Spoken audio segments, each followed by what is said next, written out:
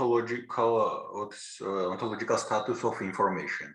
Some philosophers like Dan Dennett claims that information is a whole different category, like we have matter, energy, and information. Do you agree with that, or do you have a different approach? Well, this gets us a little bit back to the integrated information theory. So information is a very interesting and tricky concept. I mean, we colloquially use it all the time. You read a newspaper, you get information.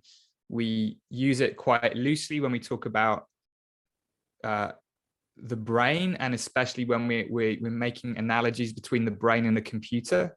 A lot of people in cognitive science would just say, obviously, the brain does information processing. That's what brains do. There's nothing obvious to me about that at all. It depends on what you mean by the terms. And the brain, you can make an analogy between a brain and a computer, but it doesn't mean the brain is a computer. And in fact, I think most neuroscientists would demur about that and say, no, the brain isn't a computer, but yes, it does information processing of some sort.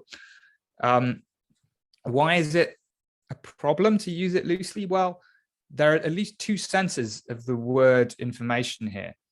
There's the use that's most standard in information theory due to Claude Shannon, which is, you would say, it's kind of observer-dependent information.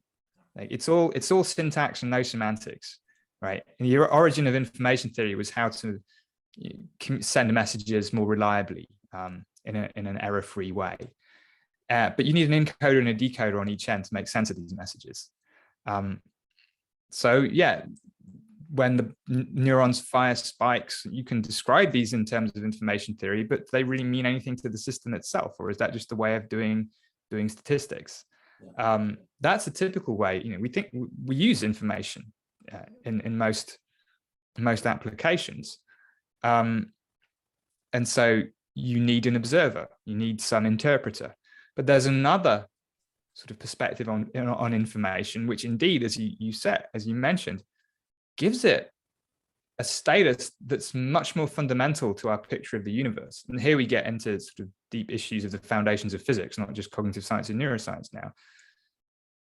Does information exist in the same way that sort of mass, energy, charge exists? John Wheeler famously expressed this idea in what he called the it from bit hypothesis, that in fact information is more fundamental and everything else comes from information. Do I agree with this? I am agnostic about it. I think it's a distinction that's very important to make and to recognize.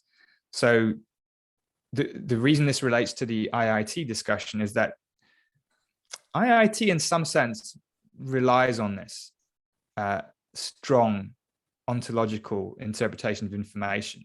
It's sort of because it's making this identity between a property of information that's not observer dependent, it's intrinsic to the system.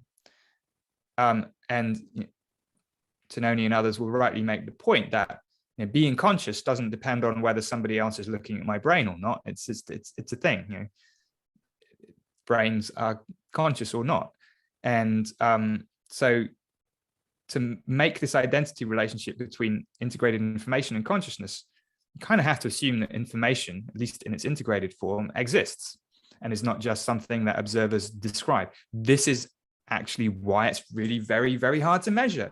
Weak IIT does not make that assumption and relies on a more standard Shannon version of information and information dynamics, which just allows us to describe things like integration and information in a way that is still explanatorily useful, but doesn't make this claim of identity. But anyway, just to head on answer your question, I find it fascinating, but I'm agnostic, and it's a little bit, I don't feel remotely qualified to pronounce on that, because that really is a question about sort of fundamental physics. What's really out there? What's the nature of the universe? And of course, that's still basically unknown.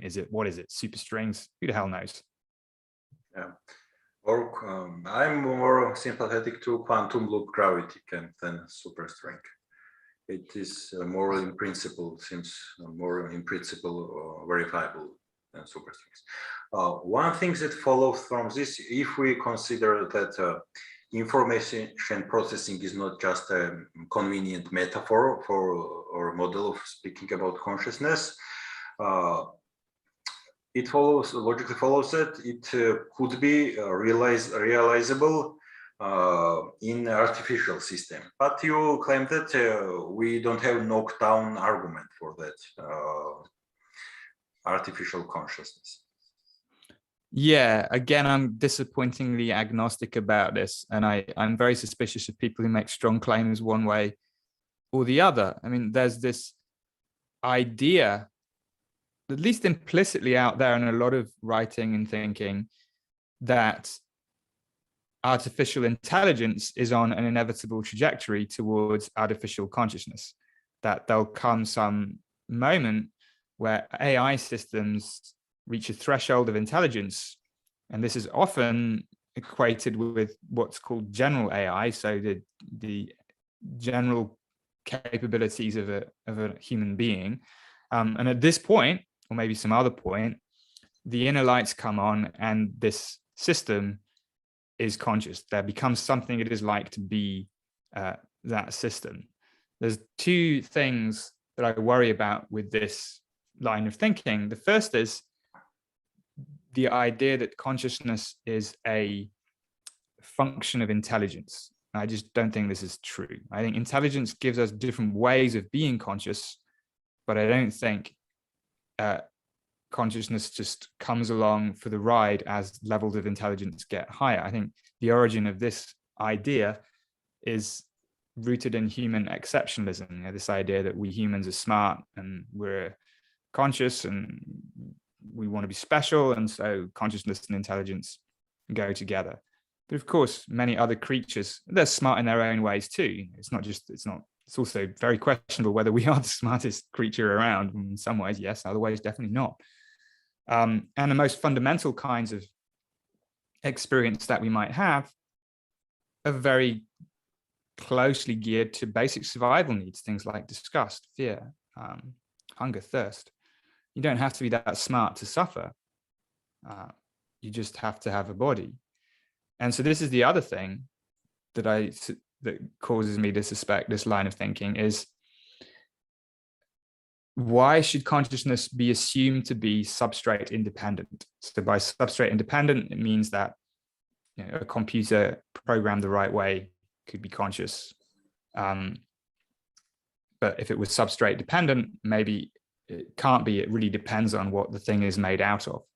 So if you assume that consciousness is a form of information processing, as is often done, well, that smuggles in this assumption of substrate independence. Like, information processing can be done on all sorts of systems. But again, as we've said, I just don't think that's a have to assume functionalism first to draw a conclusion of substrate independence.